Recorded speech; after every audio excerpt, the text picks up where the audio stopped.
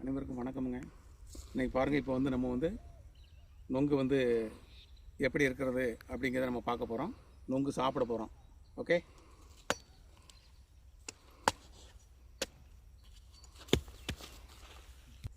இது நொங்கு கொஞ்சம் பெரிய நொங்காக இருக்குது, கையில் பிடிக்க முடியலை, அதனால் வந்து கொஞ்சம் மிஸ் ஆகுது.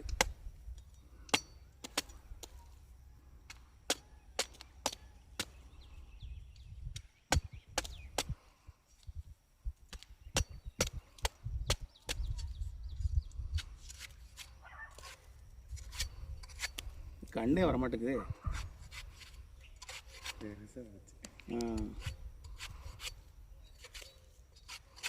பார்த்துட்டேன்.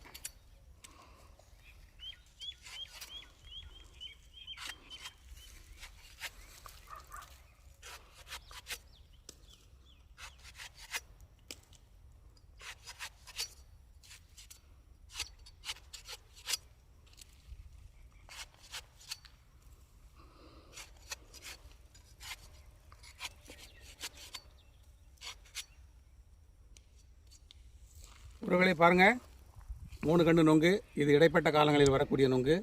இந்த நேரத்தில் வந்து பணம் தான் கிடைக்கும். இப்போ பணம் கிழங்கு வந்து உருவாகிருச்சு.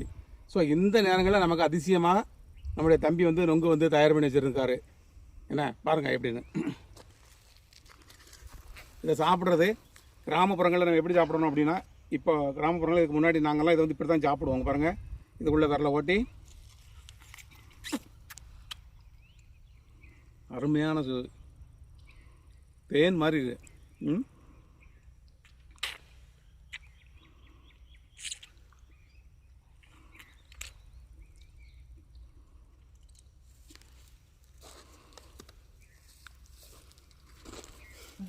இப்போ பாருங்கள், அடுத்து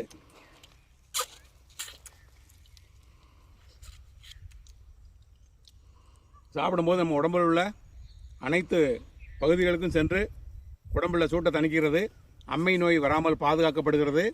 என நம்ம சிறுநீர் கழிக்கும்போது அதுலேயும் எந்த விதமான உப்புச்சத்து இல்லாமல் அடுத்து கீழே கொண்டு வருகிறது.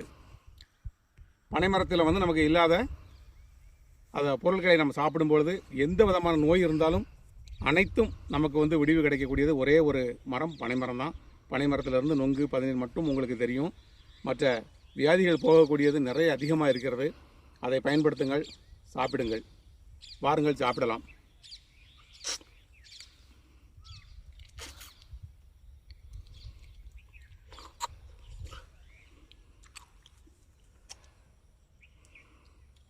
நன்றி, வணக்கம்.